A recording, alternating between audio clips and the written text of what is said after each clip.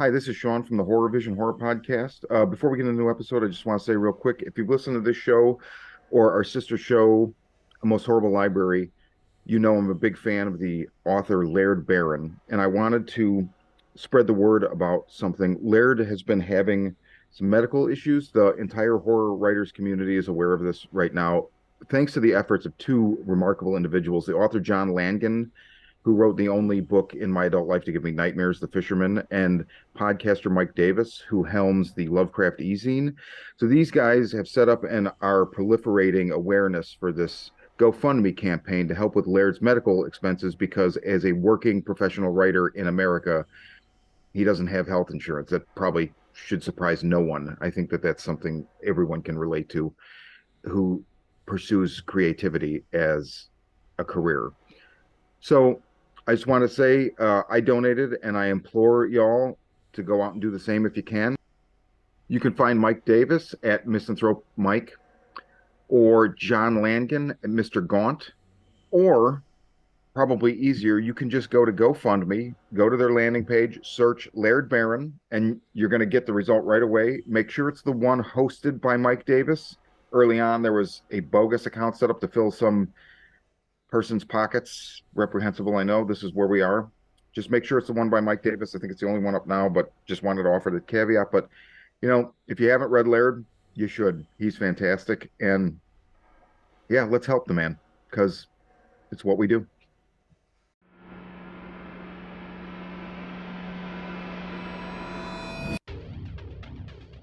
A pandemic of violence floods the streets of major cities as cases of the media-dubbed murder virus, MV20, soar, causing those infected to go on killing sprees.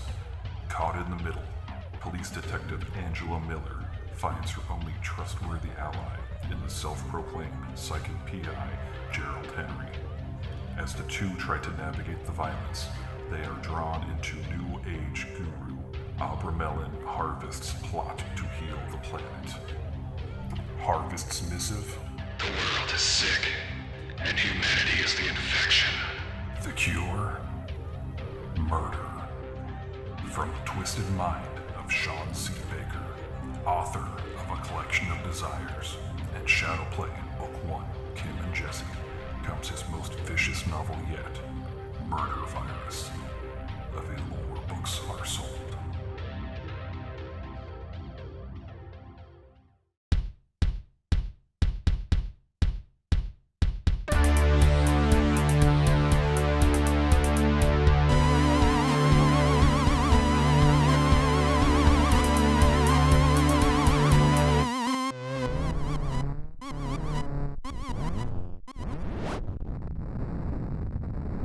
Hello, welcome to another episode of the Horror Vision Presents Elements of Horror. I'm Sean. I'm Missy. And I'm John. So Professor John Trafton is back with us today. And so John, you're the one who brought this movie to the table because you just showed your students, correct? Yeah, just showed my students and like I it prompted such a heavy discussion like afterward. My students, I don't think they were really quite ready for what they saw, because just like, and tell me, Sean and Missy, if you agree with this, like this is a movie that you don't really realize what it's doing to you as it's doing it to you. 100%. I definitely agree with that, because you're not sure exactly where we're going in the beginning. Which is the best. I mean, that's like my favorite kind of movie. So, John, tell us what the movie is, who made it, give us the I mean, obviously they clicked on the title of the episode, so they know that it's The Vanishing, but give us the lowdown. Okay, The Vanishing came out in 1988, and this is a Dutch film directed by a French-born Dutch filmmaker named George Sluizer.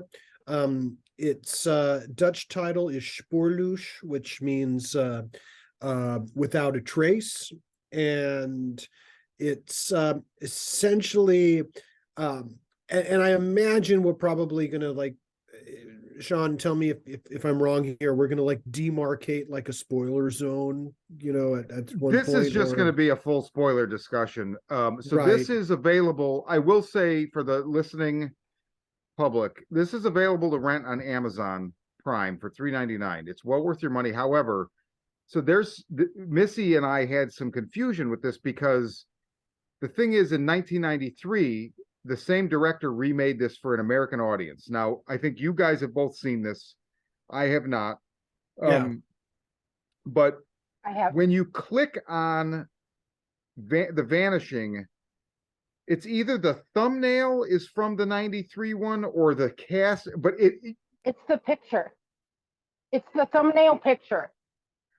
but the American one is not available on Prime. And in fact, I thought it was on Hulu and I was going to watch it. It's not on Hulu. It's only available on Hulu with a Skinamax add-on. So I guess it's on Skinamax.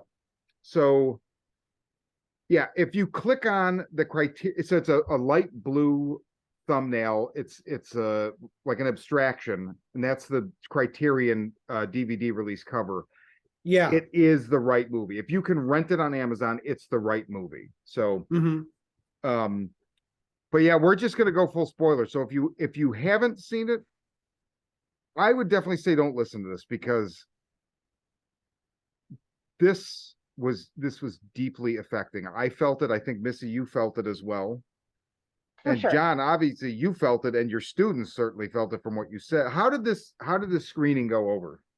Uh, People were just stunned by the end. Like they kind of the whole time they're just, I guess, if you haven't seen the film, pause this now, watch the film, and come back. Yeah. If that doesn't matter to you at all, um, essentially, it's about a couple, Rex and Saskia. They're a Dutch couple vacationing in the countryside in South France during they're going on a cycling vacation during at the height of the Tour de France. Saskia goes missing while at a rest stop, and for the next 3 years, Rex spends the next 3 years looking for her, and really, after he's given up all hope, just really in desperation, begging to know what happened to her. We find out very early on that she was kidnapped by a French local high school chemistry teacher named Raymond, and we and the film shifts gears and we get to learn more about Raymond. So this is a film that essentially, if the director is like holding five cards, he shows you like within the first 15 minutes what two of those cards are, like, which is who did it, and then later we learn how Raymond did it, how Raymond kidnapped her. We kind of learn that early on, well before we see it. Yes. And then and then it catches up with Rex. Raymond just decides one day, just he can't take any more of this. He's kind of had enough of this. He drives to Holland to confront Rex and says, I'm the one who kidnapped Saskia. If you come back with me to France, you'll find out what happened. You'll learn the truth about what happened to her. And he's totally just banking on Rex's curiosity. He's not wrong. And what is revealed that he kidnapped Saskia at a rest stop using chloroform. And what happens to her beyond that? Raymond baits Rex with that and says, the only way you can find out is to experience yourself. Yes. Now wait, Yeah. let me stop you there because I Yeah. want to leave it there, and let's Okay. talk around that before we go any further. Good. That's a great idea. So, Missy, what did you give me your so you already knew the American version of this movie, correct? Correct. I saw the American version like when I was in high school, and it always stuck with me as creepy. I never knew it was a remake until Professor John started telling us about it. So I knew a little bit where it was going because I remembered the basic premise of the American version. Mm-hmm. Not well. It had been a really long time. So I kind of knew where it was going, but it was still terrifying, even though I kind of knew what was going to happen. Mm-hmm. So because I guess because both films are directed by the same director, George Sluizer. Um, the first halves of the movie are of both movies are very very similar.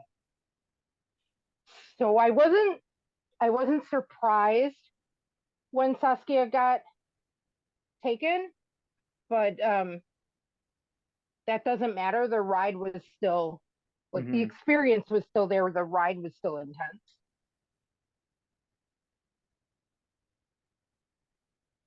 So we won't go into the second half. I know you said the second half is very different.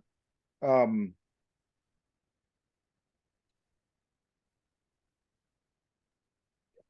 I have to say, like, this is so we're to the listener, we're doing this on Elements of Horror because, like most of the movies or all of the movies we do on here, Spearloose or The Vanishing is not a horror movie.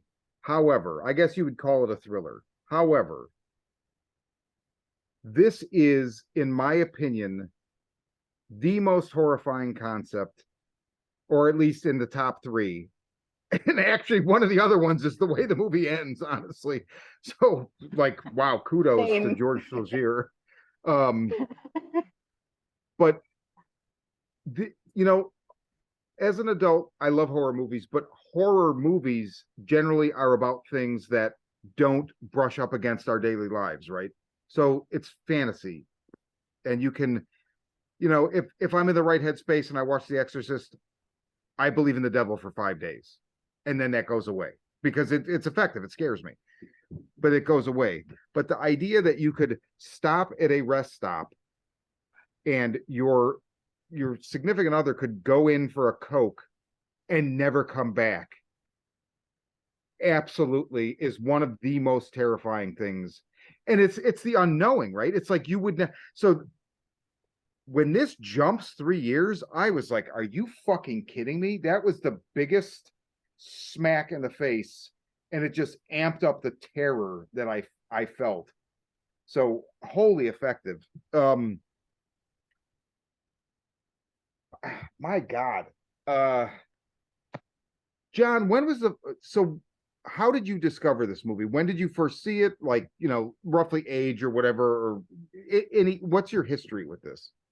Oh gosh, like a lot of people, it's like I vaguely remember the American remake with Jeff Bridges and Kiefer Sutherland and a pre-speed Sandra Bullock.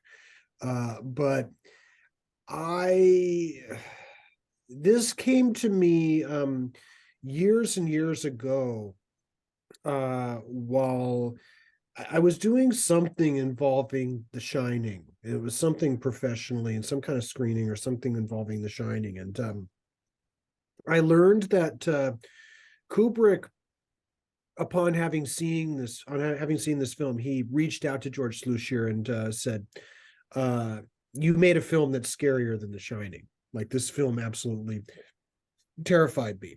So I read that and I'm like, well, I got to know what this film is, Yeah. and I watched it, and I just was left absolutely stunned. It stayed with me.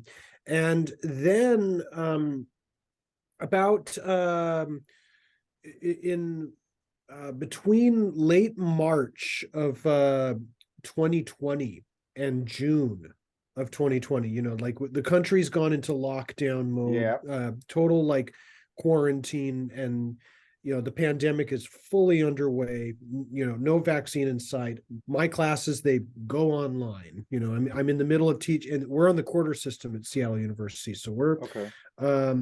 so I'm starting a class. It's the spring quarter class. It was a class about Stanley Kubrick, and I had been excited for well over a year to be teaching this class, and COVID just completely fucked with those plans. And so I'm kind of trapped inside. But I guess the cool thing is I get to watch Stanley Kubrick films in preparation for this. So it's like, not a horrible way to have the pandemic. You just, in the evening, you teach a class, and then afterward, make yourself a Manhattan, sit down and watch, the next Kubrick film for the next week, and Right. start taking notes for the lecture, and getting ready to do The Shining. The class on The Shining. I was playing around with this idea that I've been playing around with for quite a while, which is called cartographic cinema, which is Ooh. the idea that films have a way of, just like the name suggests, they have a way of mapping out physical terrain with editing, with production design, with the cinematography, especially how way cinematography moves around, just mapping out a terrain in the imagination of the spectator. Like, we see this in war movies with like the way the panoramic vision, we see this in Westerns. But we kind of, then I thought, this can be kind of expanded into mapping out the inside of a brain, like mapping out, our thoughts and our thought process and what terrifies us. And The Shining does cartographic cinema par excellence, because with the steady cam and following Danny all around the corridors of The Shining, it's mapping out a physical terrain that we come to believe is a real space, Mm-hmm. and it's uncanny. But also at the same time, he's leading us through this maze, and it's kind of mimicking the way like our mind works and follows things in a maze and responds to things that are uncanny. That's why The Shining is so enduring and so terrifying. Flash forward to later in the year. It's around December time, and I'm like just finished, but I'm still been kind of playing around with the idea of cartographic cinema, like in my own personal work. And I was like, what, I'm going to rewatch The Vanishing, and because I want to see how this film performs that idea just purely on a psychological level, like purely just the way it maps out our Okay. own psyche and our own thought process. And I realized this film does this, in the most exceptional way. And that is why it's so scary, because of it's leading us from the very beginning on this maze, and it really, really plays with our desire for discovery. And that's why, you say it's not really a horror film, and you're right. You are definitely right. I argue that it is a murder mystery slash kidnapping film that has been completely deconstructed and then reconstructed under horror film logic, and Oh, yes. that logic is psychological cartographic cinema. And Sluizer must have really, and that, which is probably why Kubrick wanted to discuss the editing with Sluizer so bad, why they spent like 2 hours talking about the editing on the phone. Oh, interesting. I think that nails it exactly. And again, it is not a horror film by genre definition, but Yeah. There's plenty of movies that are horror films that aren't genre specifically horror. Like, I mean, this is more frightening than any Nightmare on Elm Street. Oh yeah. By For sure. a million miles, right? Because it is mapping this out. And I would like to say, okay, I think, and you guys, if you want to kick back on this, I'm all ears. This is just off the cuff. I think maybe what we'll do, since we're going to talk such spoilers, we will not. Let's maybe not say what the end is. Okay, so we've talked Okay. all around the end. That way, because here's the thing: probably not a lot of people have seen this movie, and I want to convince them, as I'm sure both of you do, because it affected us. So how do you convince them? Well, because it's older and it's a little bit harder to find, and they're going to have to pay money on Amazon, even though it's not, it's a pittance, but still, it's still $3.99, and it's foreign, so there's a lot of things that stack up against it for a lot of people who watch movies now, and I want to give them more than just the basic setup without any spoilers. But I think this movie the spoilers are tiered, and if we leave off the final, I mean, and look, it's in the movie. It's the I'm sorry, what's the boyfriend's name again? Rex. Right. Rex. Thank you. It is exactly what you said, John. It's the we have to know, right? It's that he can't not know. And so Raymond ultimately has the greatest advantage on him. And when he first goes to him and says, like, I'm the guy that did it, and I'll tell you, but you have to do what I say. You're not sure why he's doing this. Is he so proud and he can't share it with anybody? Is he gloating? Like, what's the deal? And ultimately, because it's going to take care of the problem, right? I will just leave it at that. And there's a moment where Rex is not going to go through with it because he's just not. And then he recants because he's got to know. And that's the thing. That's why this scenario is so fucking terrifying to me. I mean, just imagine if anything, like there was a scenario years ago when I first moved to California where like I didn't shut the front door and thought that I did, and my cat got out. And for like an hour, I couldn't find my cat.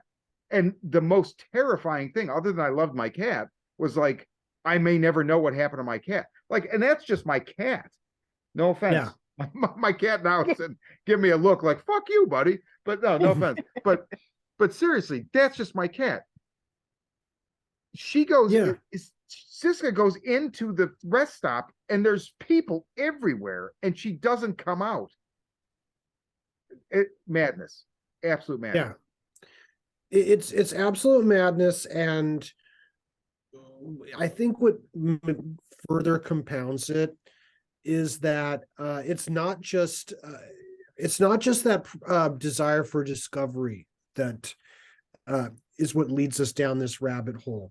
It's the fact that Rex and Raymond are doppelgangers. Because think about it this way: if this was any other movie, if this was forget about the American remake. If this was in a standard Hollywood rendition of this storyline, it would be Raymond who is the obsessive one with like the with the high energy level and compulsiveness, whereas like he is like anything but that. He's calm and also we never catch Raymond in a lie.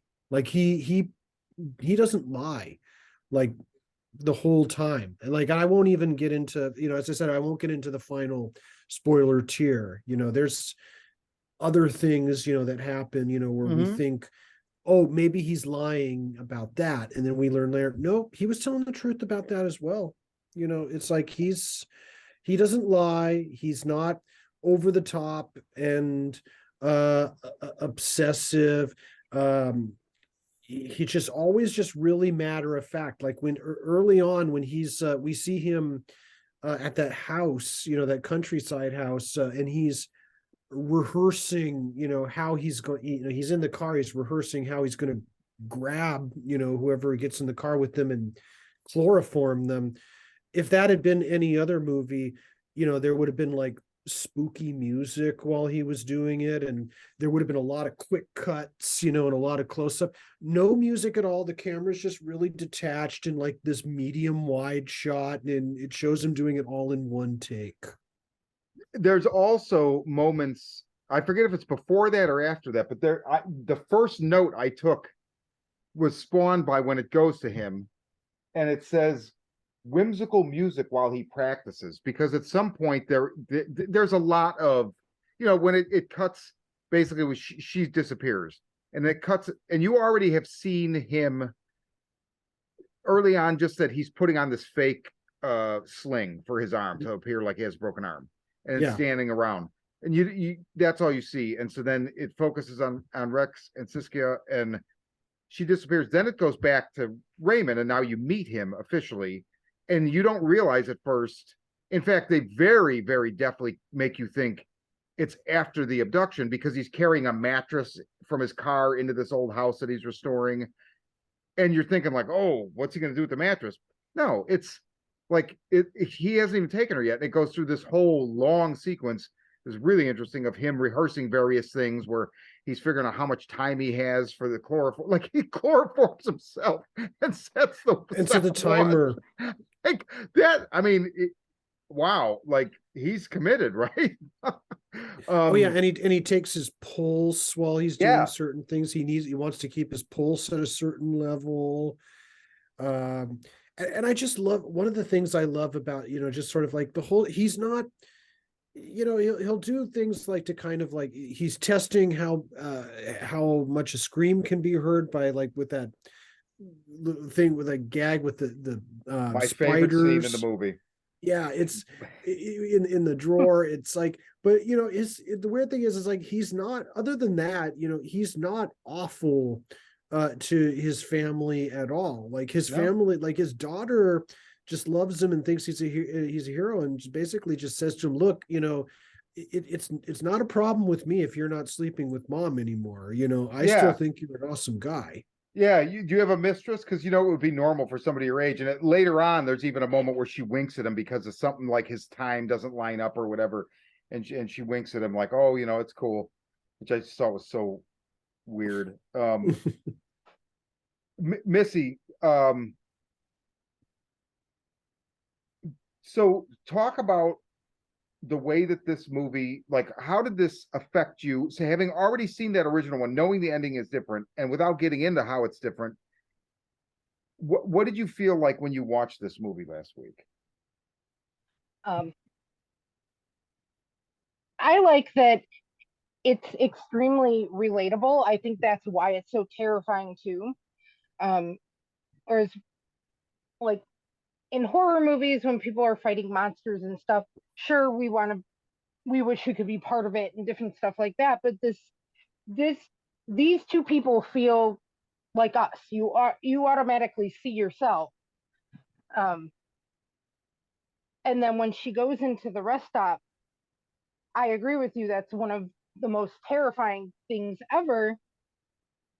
And part of that is because they're not doing anything we would think of as risky.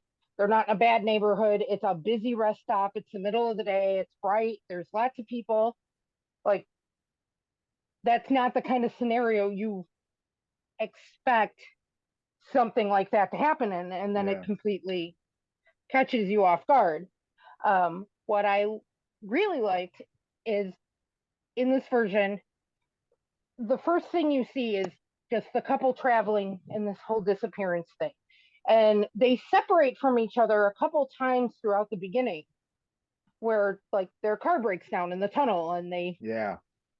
they get in this fight, and he leaves her there to go get gas. Their car breaks down, he leaves her there to go get gas.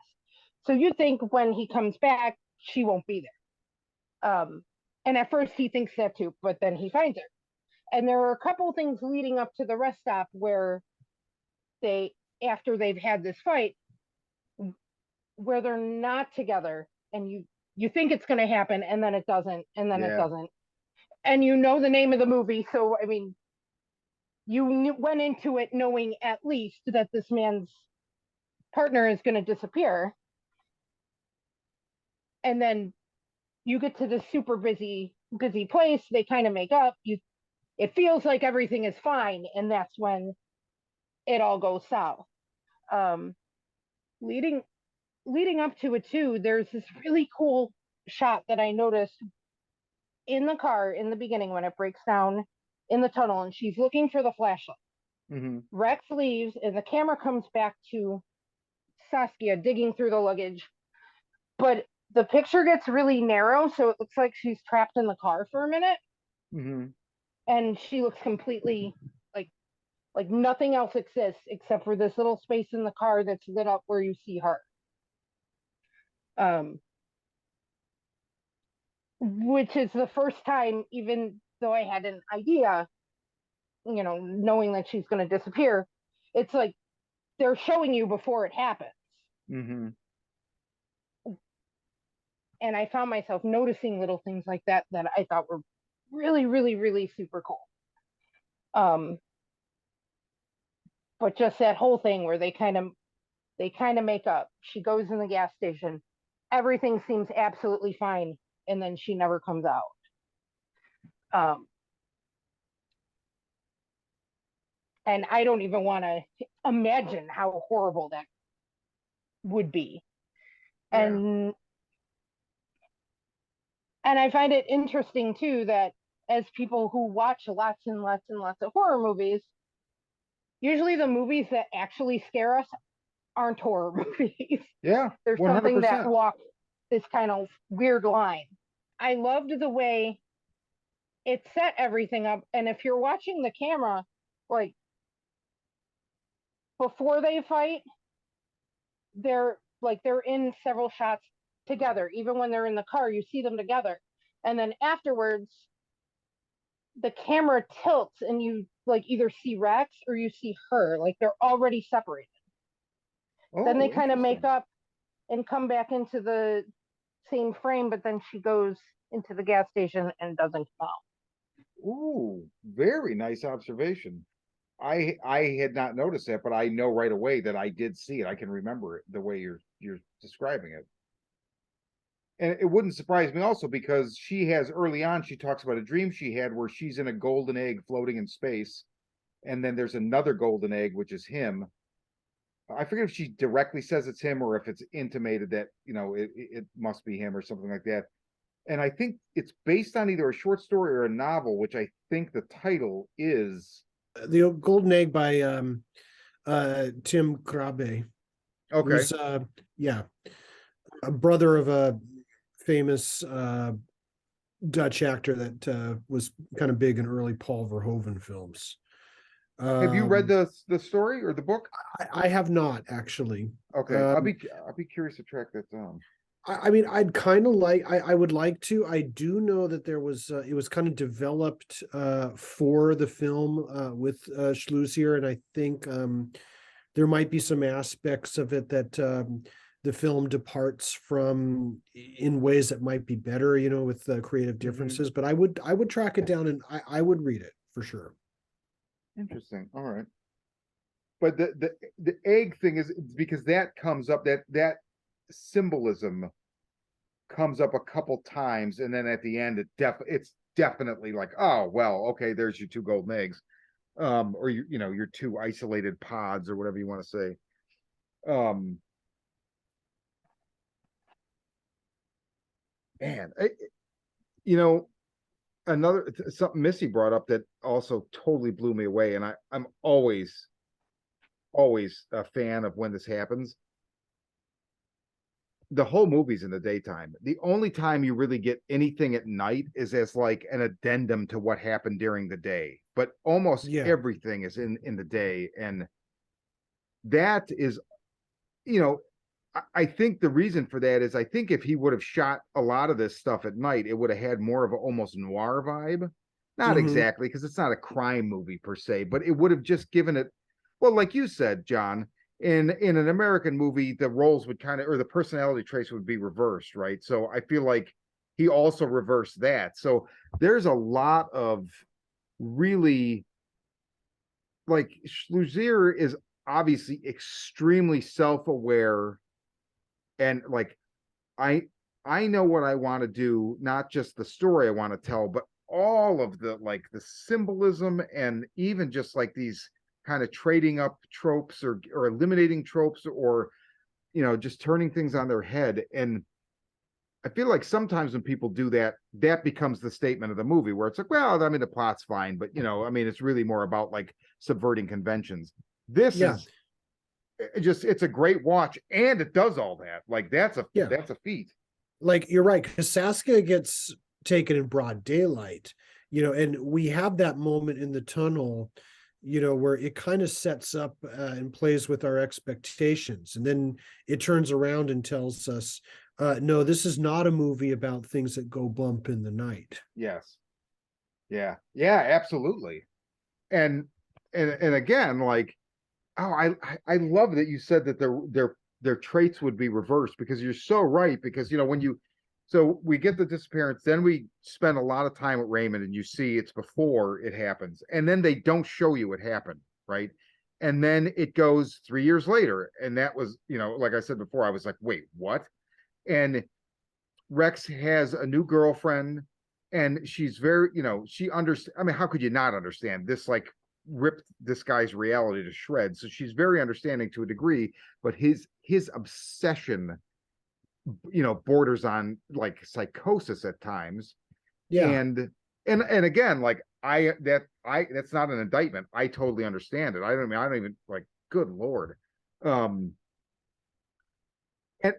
he just really would have been the other way around. The obsession would have been the person that took the person, right? I mean, Yeah.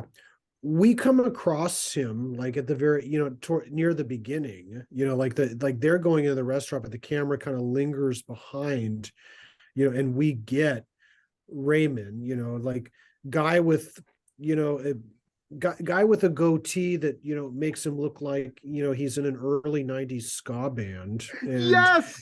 Oh he's my like, God. and Yes. and just putting this fake cast on, and we think like Ted Bundy, and we're thinking, oh, here's a character that we're familiar with, and then he just turns out to be like one of the most even keeled characters in the whole film that just kind of anchors everything together, just like everything from like just how, and just like, and I think the biggest metaphor for how he is, or just like, or I guess Raymond in a nutshell is when he's like setting up the family for the family picture on the bridge before he dives in to rescue the girl. He's like, okay, a little bit to the left, a little bit, nope, leave a little bit of space here, there, just okay, perfect. And then he just jumps in, it's the perfect picture. Yeah. Oh my God.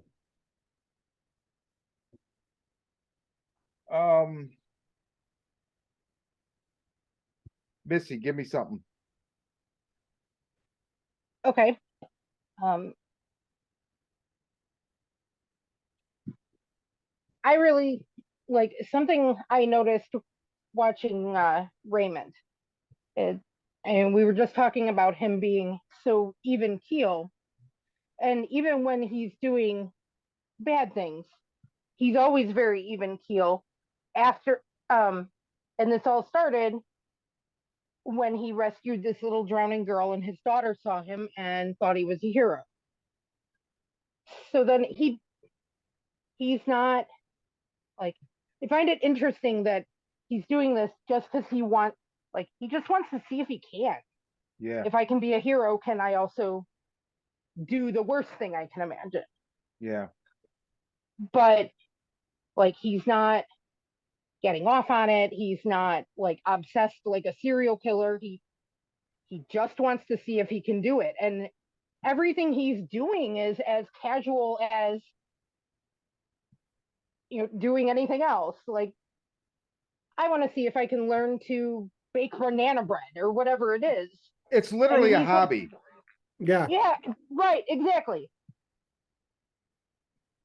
That's a good way to say it. Yeah, he's just trying it out as a hobby, and that's And, also one of the terrifying things, that yes. like he doesn't even like, he doesn't seem deranged or anything. He just wants to try it out as a hobby. Like, how fucked up is that?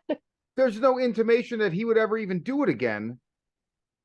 He ends up doing it again because of Rex, his very public insistence, because he's being interviewed on news shows and stuff like this. So I think it's equal parts with Raymond. Like, I get to see if I can do it again, and I'll take care of my problem. But I get the impression that after that he would have just went back to being the dad and the chemistry teacher, and he'd probably be fine. Yeah. Yeah, You kind of don't get the sense that this is like, he's got a taste for it, and he's going to do it again and again and again and again, like until eventually he gets caught or killed. He just kind of is like, I made my point, I've said my piece, and so long, peace out. Yeah. which is also terrifying. The idea that, how many people do you interact with in your life? Let's just say in a 10-year period, right? So let's say from 2010 to 2020, however many people you interacted with, to the degree that you know them by sight, right? Oh, that's Bill or whatever. Yeah, we had a class or I don't know, whatever.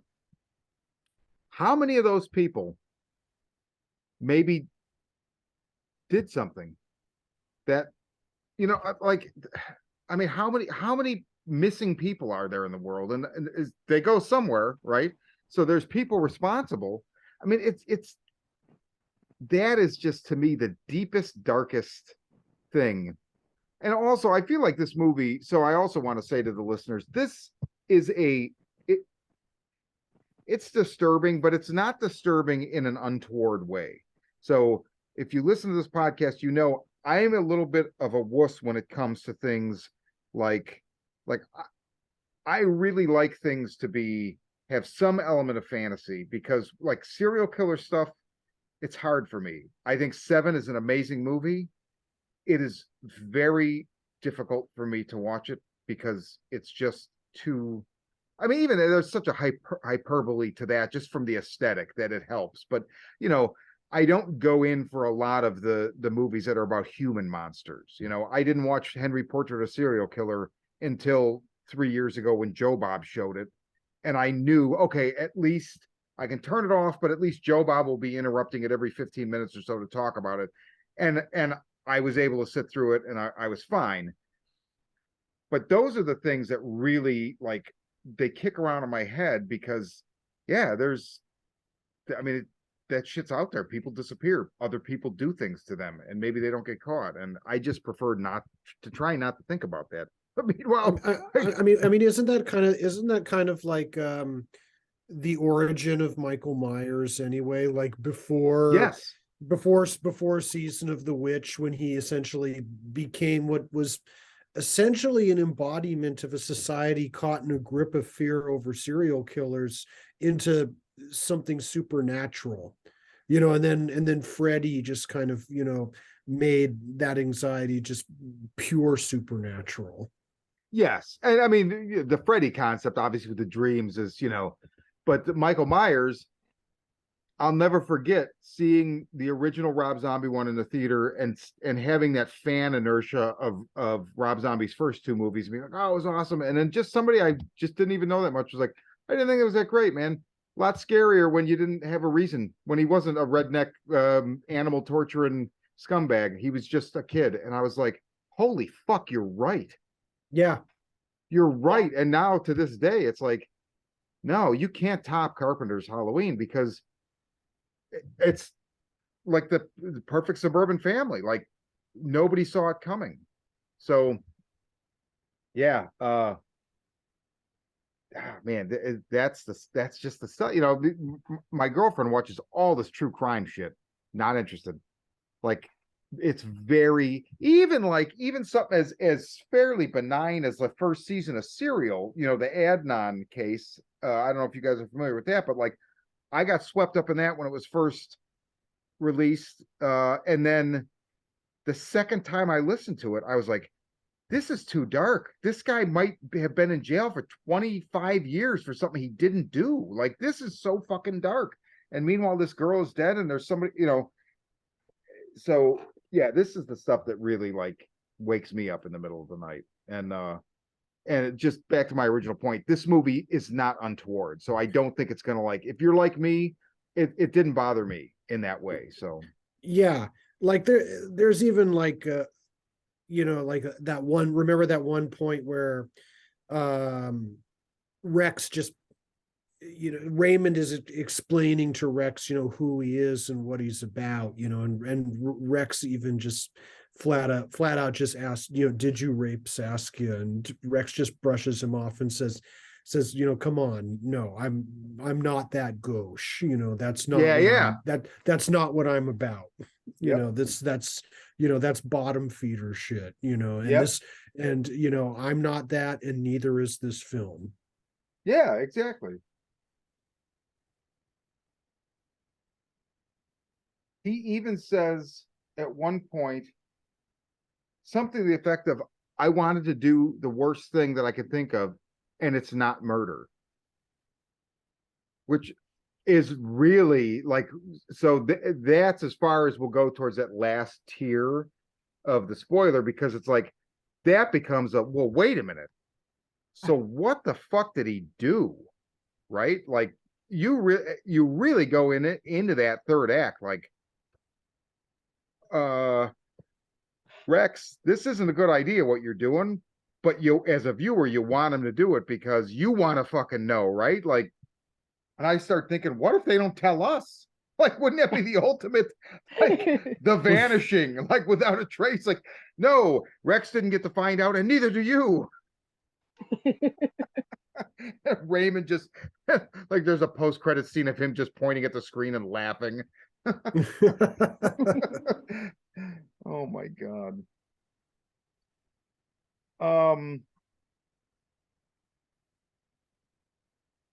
Well, something that I really liked is that um, Rex also kind of becomes part of the experiment for Raymond, Yes. because he notices that once once Saskia disappears, Rex starts this search for her. And we see him putting up posters and whatnot, looking for his missing girlfriend. And then later, we see that 3 years has passed based on the poster. Um, he gets Raymond's attention because he notices that these posters change every 30 days. They get new ones get replaced, or new ones get put up in their place, so that they're not covered up and damaged and whatnot. Mm-hmm. So then Raymond becomes interested in Rex, Mm-hmm. And kind of keeping tabs on him until Rex gets to the point where he literally calls him out on like the news that I want to meet you. I want to know what happened. Mm-hmm. Pretty much giving Raymond the opportunity to use his obsession against him. Because, like you said, we know he shouldn't be doing this. Rex knows he shouldn't be doing this. And I guess the other interesting question is, we see that Raymond, he tells the truth, and he says that he will show him exactly what happens, and he does. The thing that kind of stuck with me that I was thinking about later was, if he changed his mind, would he have actually let him walk away? That is a very good question. I mean, I guess he was confident that he wouldn't, because he's obsessed and he needs to know. Hell, Rex tells you how obsessed he is, because one of the something else that stayed with me is he says something to the effect of, sometimes he thinks about her and he imagines that she's happy and everything's fine, but he imagines that he has a choice, that she's out there somewhere and she's happy, but he'll never find out. Or he could get to know everything, but she'd die. And he says, I'd let her die. I need to know. Yeah, I need to know. Like, that's not even love anymore.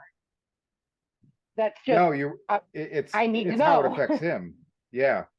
It becomes a selfish motivation, even though it seems like it's the most unselfish thing. Like, oh my God, he's given his whole life, to find her. But it's really more because of his obsession, which again, like, I think it's understandable. Like, right. That would just, somebody just pulls the world out from under you. Like, how do you recover from that? But yeah, I forgot about that. Raymond's counting on that, was when he comes to him and says, I'll show you. But that's what I really want to know. Would he have actually let him go? John, what do you think? You think he would have let him go if Rex had been like, no, you know what, forget it, and walked away? Gosh, it's tough to, I'm gonna say Yeah, because he could have just because he could have because I either way he would have won. It's a Yeah. case of you know Raymond's Raymond's final plan succeeds, he wins. That final tier happens, he wins. Rex murders Raymond, he wins. Raymond wins.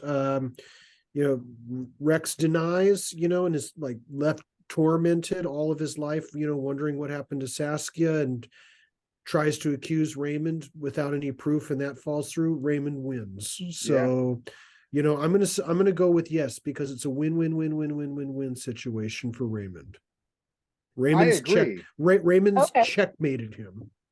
Yeah. It's totally, and checkmate. That's awesome. he hasn't lied about anything. So I do think he probably would, you know, but also, here's the caveat. He knows it's 3 years and the guy's been putting up fresh posters every month. He knows he's gonna go. Like Yeah, it's such a safe fucking bet. It's like you're holding a hand, it's your hand is all aces. You could probably throw more money into the kitty, right? Like you're yeah, sitting pretty. So I tend to think that but it's an interesting question, and but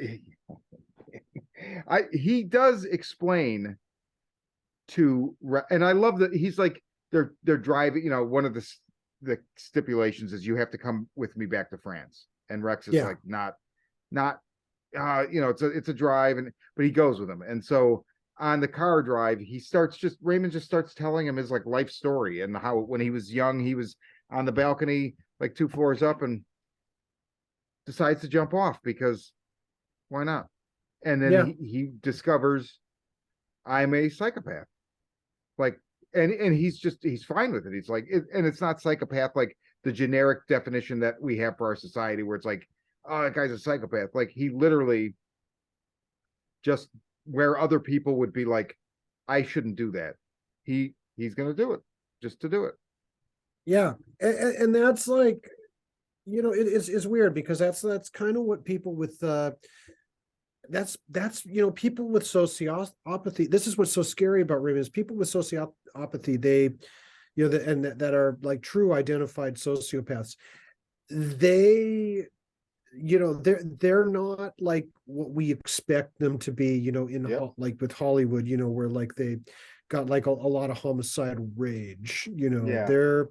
They're very much just kind of like they lead normal lives. They do their job well. They have friends. They have family. It's just that when a friend of theirs dies, the first their first thought was, am I gonna miss the football game? Yeah. I will say, without going fully into it, but one of the things I feel like I found so, and I found so, I guess, relatable about this is I I knew a psychopath.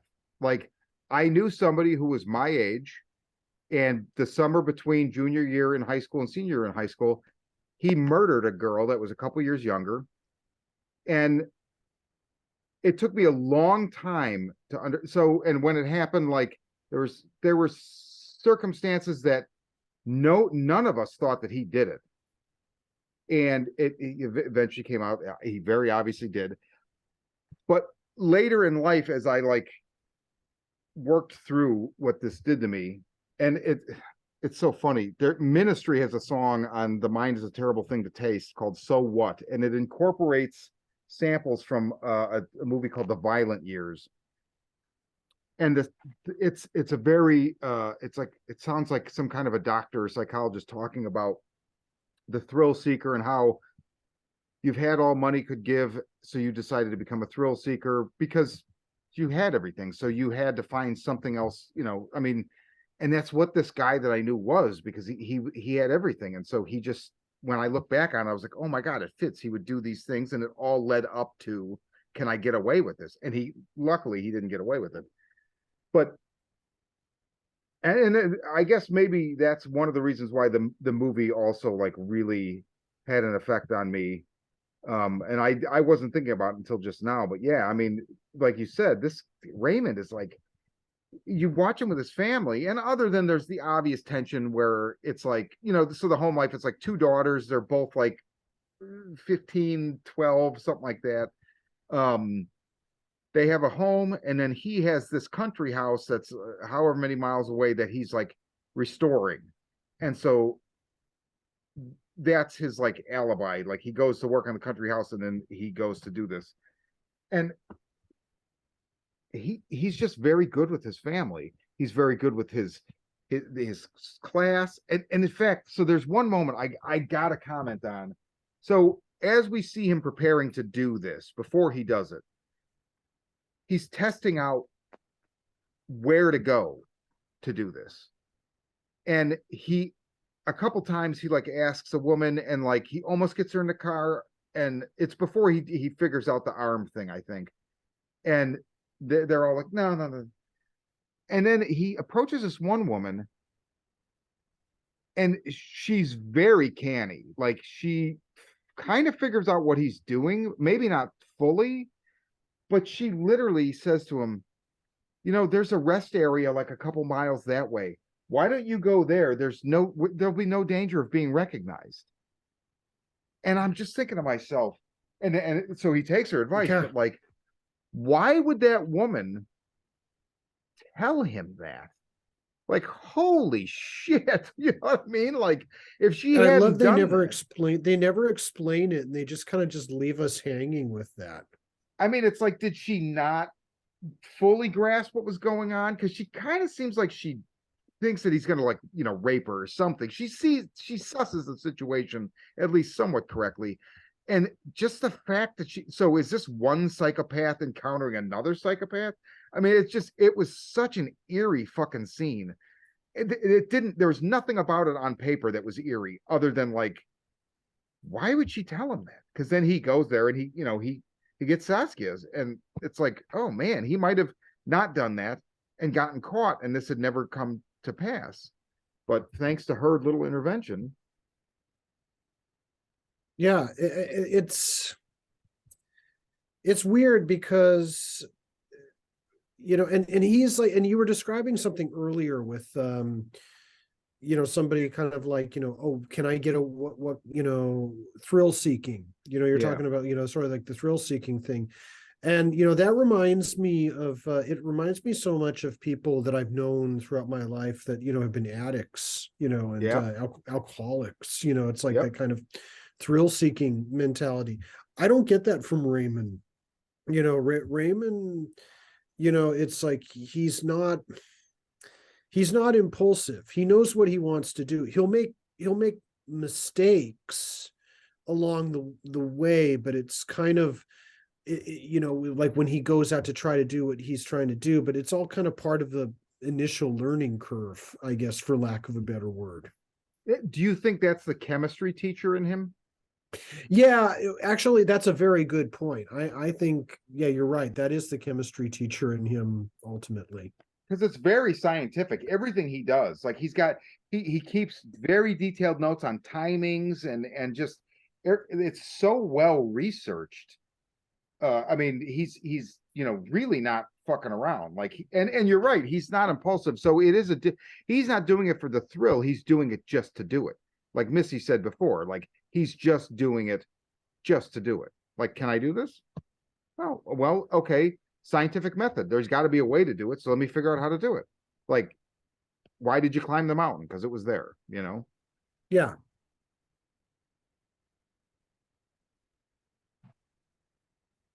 Yeah, I didn't even think about that with the chemistry teacher. I noticed him taking all the notes, but he was definitely like trial and error. And I like, especially when you get to the point where he's been trying his shtick with a few women, and as soon as he tries to get them near the car, they're like, nope, I'm out. And then he realizes, oh, I need to I need to appear less intimidating. Yes. If I appear broken, if I appear weak, then they're not afraid of me. Then they'll talk to me and let their guard down. and that's when he comes up with the sling and the cast and everything. The broken arm, so he seems way less intimidating. And then Right. I won't go into specifics. I'll leave it for the viewers to discover, but there is an element that might be the spookiest thing here, where what actually gets Saskia into his clutches is not, it is almost like it is pre-fucking destined. Yeah. Yeah. Oh, I know what you're talking about, and I agree we should leave the listener hanging on that one. Yeah, Okay. but it's really interesting. It almost adds this like ex machina element where it's like, oh my god, wow. Not ex machina the movie, but the Dos Ex Machina, Yeah. I know you guys knew, but Right. Yeah. since we talk about the movie Ex Machina all the time on the Horror Vision, I figured like, oh, okay, let me just clarify. No, I totally get it, and it's weird because I think you're right, and I think with any other film, that like little moment of chance would just come across as silly, and contrived. Here it totally works. Here, you're like, you kind of maybe laugh a little bit when it first happened, nervously, and then when you kind of let it sink in, you're like, no, that's something that was left to chance, and what that means is just as terrifying as what's about to happen, if not more so. Well said. For sure. Let me ask you guys a question. Missy, if you were in Rex's shoes, would you go? I've been thinking about that for the last few days. Um, I'm not sure. If you can't answer, I can't answer the question. So if you can't answer, just say I don't know. I can't either. I feel like it depends on the day. Because like well, think about it. If you're like, all right, you've been obsessed with this for 3 years, and you're gonna have down days and up days. And on the days when you're feeling particularly dark, fuck it, you'd probably like, yeah, I want to know. Fuck it, I'm gonna do it. I know it's probably the wrong choice, but and then on the days when things feel better, it's like, no, like I'm moving I'm moving on. But I mean, like, it something traumatic like that, you might swing back and forth your whole life. Yeah, you probably would. So I feel like it depends on the day. And John, so you can't answer? Yeah.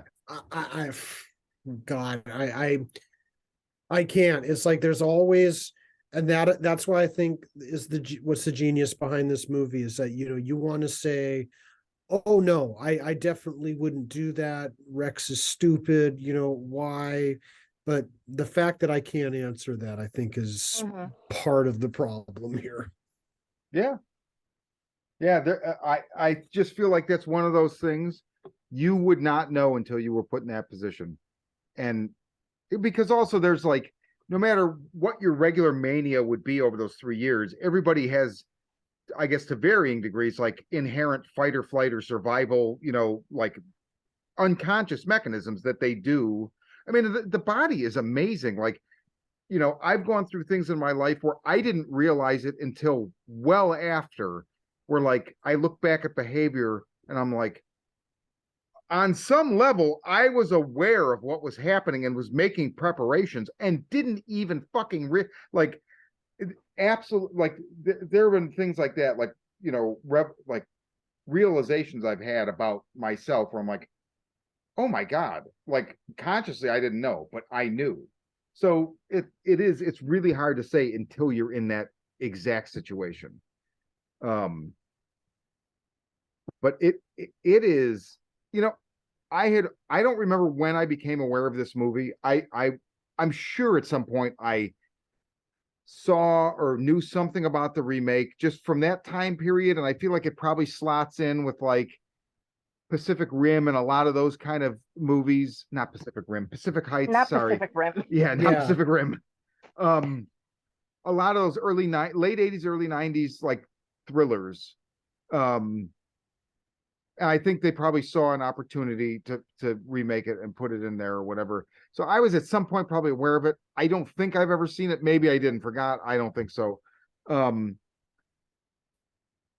but this movie, I don't remember when I became aware of it. At some point in the last couple of years, and you had brought it up a couple times, John. And I Yeah. kept thinking, oh yeah, oh yeah. And I gotta say, so in my head, another movie like that until just maybe 2 years ago was the first time I saw Possession, but it occupied a similar space where it felt like this, like, oh, I know one day I'll see that, and I've heard things. Although with Vanishing, not much. I mean, I heard people gush over Possession, didn't know much, but I can't say this is as singular an experience as Possession because Yeah. it's just not, and it's not a. I'm not detracting from it. It's not made with the same intentions as like Possession is just a different animal, right? Yeah. Possession's one of my favorite horror films of all time. Oh, Just it's like FYI. I mean, that, yeah, I mean, The Vanishing, as wonderful it is like, I mean, and I wouldn't even want to compare them together because they're very, very different. Like very different. one of my students yesterday did her presentation on Possession because it's like we're not watching it in class this week because there's only so much we can get through. We're watching the original Suspiria tomorrow night, on the 4K edition, so Oh, that's nice. That's awesome. that's going to be just kind of a different experience. But yeah, I mean, it's like you compare just how much like that subway scene in Possession alone just assaults the viewer versus how The Vanishing does it, and they're just two different creatures entirely. Yes, Missy. I don't remember. Have you seen Possession? I have not. I think it's still on Shutter. I would love to hear what you say about it. I saw it like Okay. I went from not having seen it to seeing it like 3 or 4 times in like a year, culminating with it being at Beyond Fest in 2021, I think. And I mean, there's just there,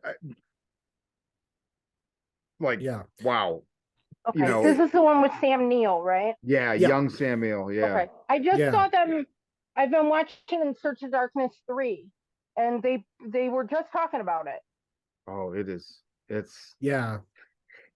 it's unlike anything.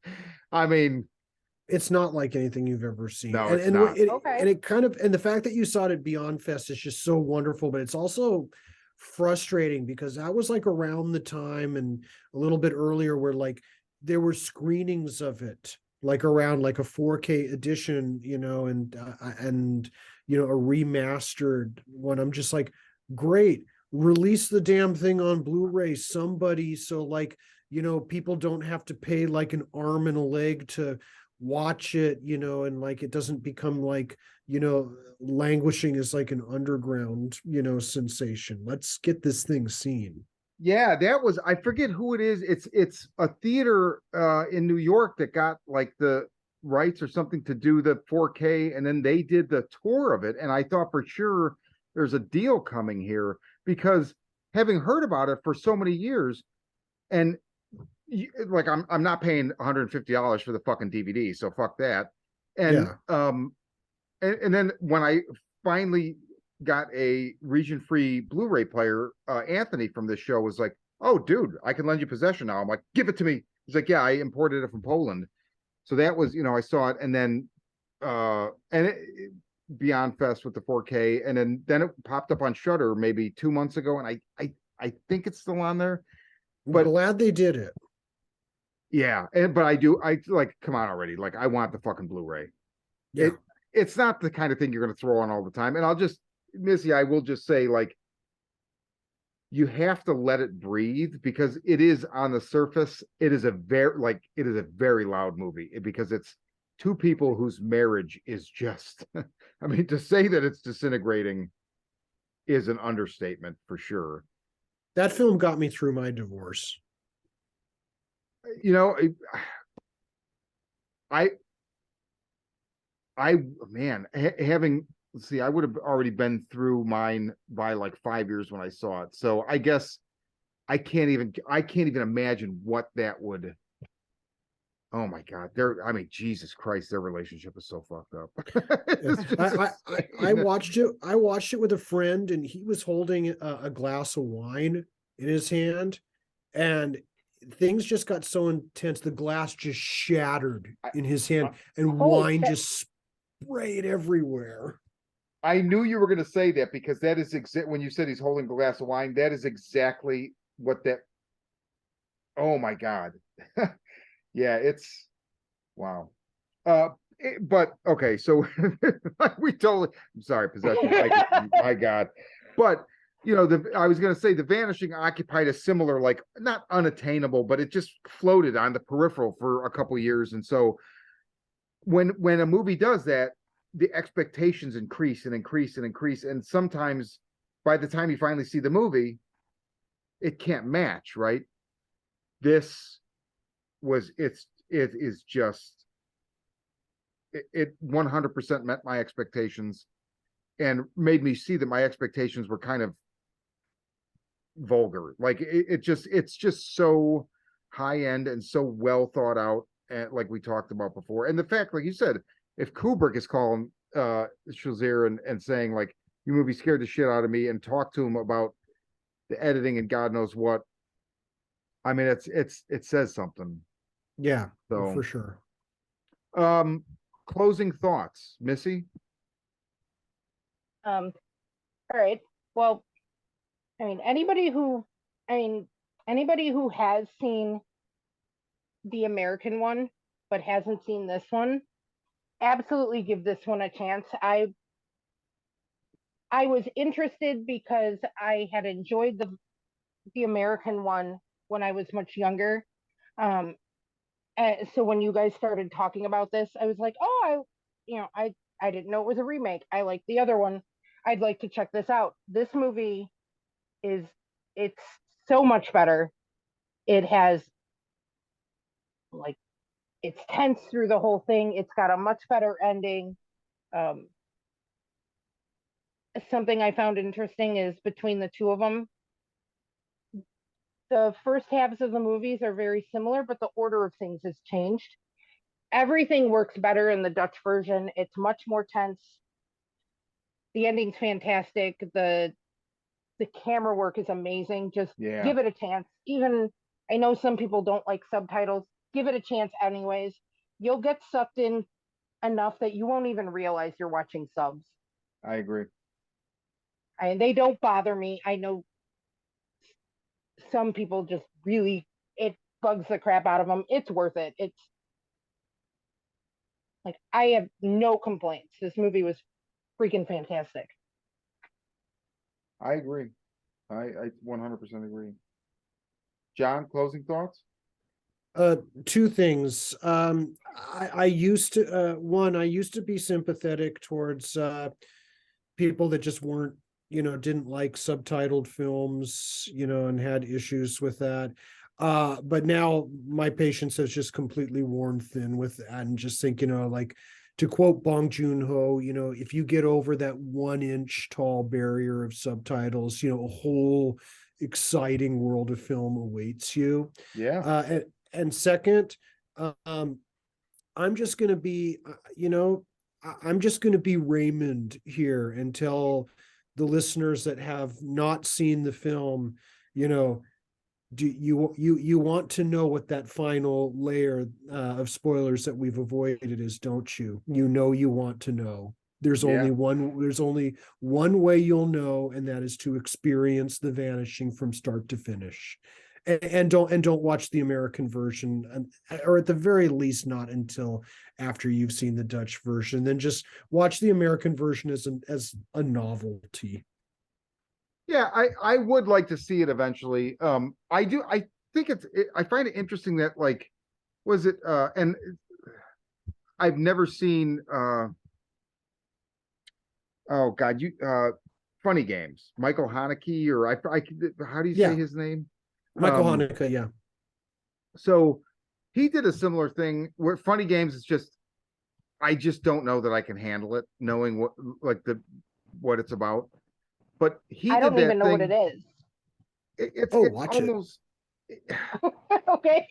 it's like two guys that just two young men that just like go to somebody's door and are like, oh, they like ask for, I don't know, use a phone or something, and they end up just torturing them, but not in Oh, okay. conventional ways, I think, or not in only in, but he remade that with an American cast, but apparently it's literally the same. There's like no fucking difference other than no, this one's with different actors and it's in English, but otherwise it's the same movie, which I think is very interesting. And he just, I believe, said in an interview, somebody was going to fucking do it, so I did it so they didn't fuck it up. And so this is a similar thing, but a completely different approach. So I'd like to watch both and then read something, not as an indictment to George Sluizer. I mean, just be curious why he did it and changed it, because it sounds like it's changed so that it has more of a Hollywood type ending. And so it's like, I would just be curious what the motivation for, not Yeah, the changes that you'll find when you watch it, I mean, I think it reveals a lot about Hollywood, big Hollywood marketing think. Like group think around marketing is what it kind of reveals more than anything else. I mean, that's what I figured, especially in that pocket of time in the 90s. And But it's always frustrating because like there's so that group think around marketing is so often wrong anyway. yeah, absolutely. Um, well, yeah, I mean, my closing thought would just be spend the $3.99 and watch it, because I'll probably look and see if I can find the Criterion and buy that just to have it. I think Kirsten will really like this movie, and I'm just talking about, I'm dying to watch. Like, I feel like walking downstairs and renting it right now and watching it again. Yeah. Man. So okay, well, that's The Vanishing, 1988. Uh and yeah, fantastic movie. So guys, thank you. John, thanks for bringing this one up. Oh, thank you. John, what do you got? You got anything coming up? Yeah, nothing new with the series. Oh, let's see. Next week, Miles and I will be. We kind of. It's been a really busy month, so there hasn't really been a February. This movie saved my life podcast episode. So next week, Miles and I are going to be recording an episode, which will drop at either the end of next week or at the beginning of the following week at the latest, and it's going to be entirely dedicated to Cocaine Bear. Oh wow. Oh, that's fucking great. That's awesome. Well, yeah, it's like I'm gonna be away in LA, funnily enough, over the weekend, and then the night that I come back, I'm Miles and I are both gonna are gonna both see Cocaine Bear, and we're gonna chat away on it. We're just doing the entire episode dedicated to Cocaine Bear, and then just gonna drop it. Why? Just because it's Cocaine Bear. Hell yeah, man. Yeah, Missy and I, like, she got her ticket for Sunday. I just bought tickets for Saturday. I'm very much looking forward to it. And it's funny because here in Tennessee, because it takes place in Knoxville, it's like 3 hours so in some direction for me. But like, we've seen some, like, there's one day where like the news was on and they're like, oh, the new horror movie Cocaine Bear based on a real, and they were like interviewing the cop that it was like, on his beat, and he's like, well, it was not really like the movie, I think the bear just like ate the coke and died. which is sad. I mean it probably went out feeling pretty good, but it's just weird. It has this weird, like, I don't know, it's resounding through Tennessee right now. But yeah, I'm happy to go. I'm definitely happy to go see it.